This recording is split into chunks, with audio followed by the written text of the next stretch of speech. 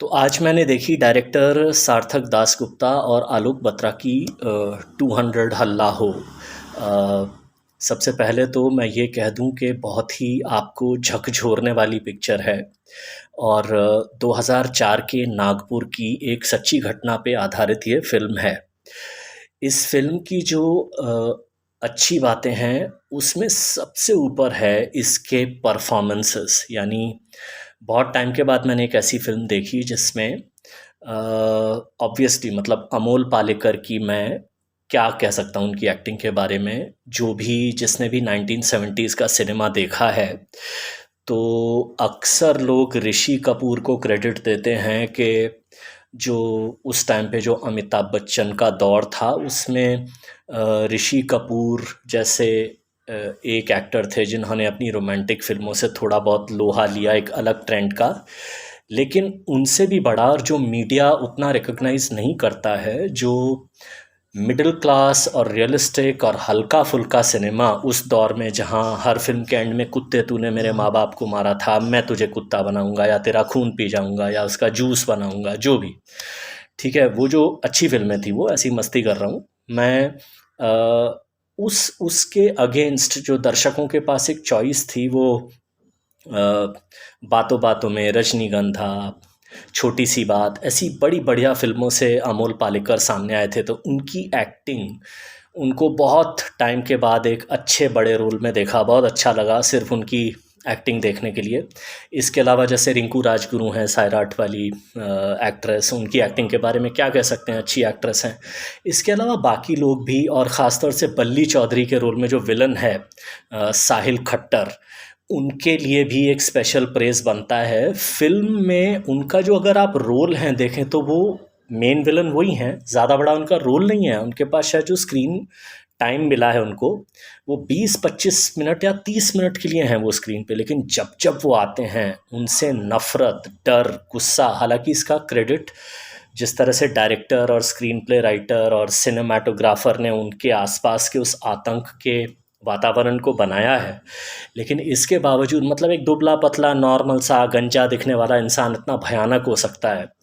ये चीज़ें और इसके अलावा वो एक्ट्रेस जिन्होंने रोल किया है उस बूढ़ी औरत का, शायद उनका नाम है सुषमा देशपांडे, जो दादी का रोल है, वो उन्होंने बहुत गज़ब का रोल निभाया है। और इसके अलावा भी बाकी छोटे-छोटे कैरेक्टर जैसे इंद्रनील सेनगुप्ता बहुत टाइम के बाद आपको दिखे।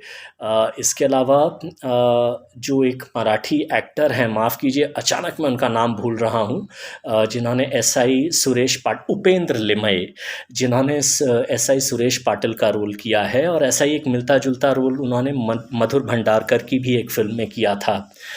उसमें वो ईमानदार इंस्पेक्टर थे, इसमें इसका बिल्कुल उलट भ्रष्ट हैं। तो ये जो परफॉर्मेंसेस हैं जिन पर मैंने इतनी देर बात की, ये इस फिल्म का जो स्क्रीन प्ले कहीं-कहीं पे थोड़ा-सा बोरिंग बनता है, उसको इन लोगों ने बिल्कुल छुपा दिया, दबा दिया।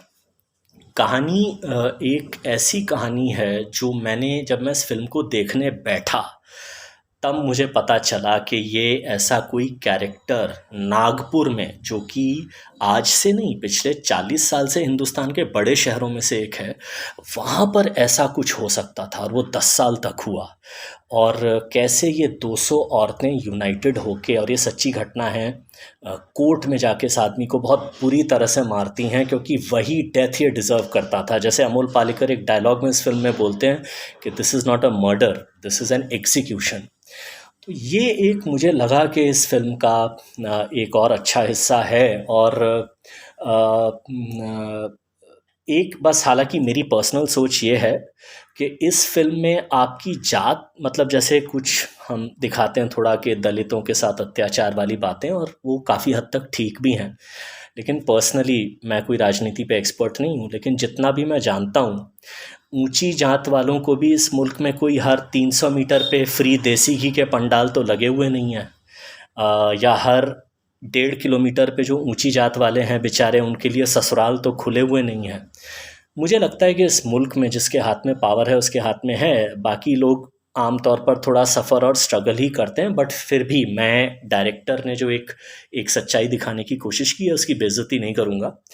तो ये कहानी यही है कि कैसे एक दलितों की बस्ती पर ये बल्ली चौधरी नाम का आदमी बहुत सालों से अत्याचार कर रहा है और कैसे औरतें उसको मार डालती हैं। ये तो फ़िल्म की शुरुआत में है ये सीन, और ये कोई स्पॉइलर नहीं है, ये बहुत फेमस कहानी है, ट्रेलर में भी थोड़ी बहुत इसकी जानकारी दी गई है। और फिर कैसे इन 200 औरतों में से जो 5-6 पकड़ी गई हैं उनको कैसे रिहा कर दिया जाता है, ये कहानी है। कुल मिलाकर मैं फिर कहता हूँ, जैसे मैं अपने पिछले 4-5 रिव्यूज़ में कहता आया हूँ, सिर्फ अपने अच्छे डिफरेंट अटेम्प्ट के लिए और सिंसियरिटी के लिए ये फ़िल्म एक बार देखने लायक बनती है, इसके डायलॉग्स के लिए, इसके सिचुएशन के लिए। और हाँ, अगर आप कमज़ोर दिल के इंसान हैं और कुछ वायलेंस देखने से आपका हफ़्ता 2 हफ़्ता ख़राब होता है और आप संडे के दिन या वीकेंड के दिन अच्छी बुरी क्या होती है, मतलब जैसे वो डेविड धवन टाइप फ़िल्में देखना चाहते हैं। और बाय द वे, मैं डेविड धवन की फ़िल्मों का बहुत बड़ा फ़ैन हूँ, ये स्टेटमेंट देके मैं गिरा नहीं रहा। आप अगर वायलेंस एक ऐसा मतलब दिखाया नहीं है लिटरली, लेकिन जो हो रहा है उसको अज्यूम करके आप इतना घबराएंगे और अंदर से दहलेंगे, ये आपको थोड़ा सा डिप्रेस भी कर सकती है। तो अगर आप सेंसिटिव टाइप हैं, सच्चाई हजम करना मुश्किल होता है, तो थोड़ा सा ना देखें। मेरी तरफ से बहुत ही प्यार भरे दिल से 3.5 स्टार। मुझे ये फ़िल्म देख के काफ़ी अच्छा लगा। लेकिन एक चीज़ मैं अपने ये बॉलीवुड के महात्माओं से पूछना चाहता हूँ। एक फ़िल्म आई थी आर्टिकल 15, बड़ी अच्छी फ़िल्म थी, बहुत लोगों को अच्छी लगी। उसका भी बार बार यही ढिंढोरा था कि सच्चाई पर आधारित फ़िल्म।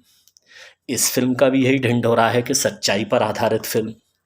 मेरा एक ही छोटा सा सवाल है, और ये कोइंसिडेंस है, आर्टिकल 15 में जिस घटना को दिखाया गया था उसके अंजाम देने वाले, और इस फिल्म का भी जो मेन विलन है उसको उसका असली नाम और उसका सरनेम अगर आप सच्चाई दिखाना चाहते थे तो वही सरनेम दिखाने की हिम्मत आपके अंदर क्यों नहीं थी? बस मेरा एक सवाल ये है, बाकी फ़िल्म बहुत अच्छी है।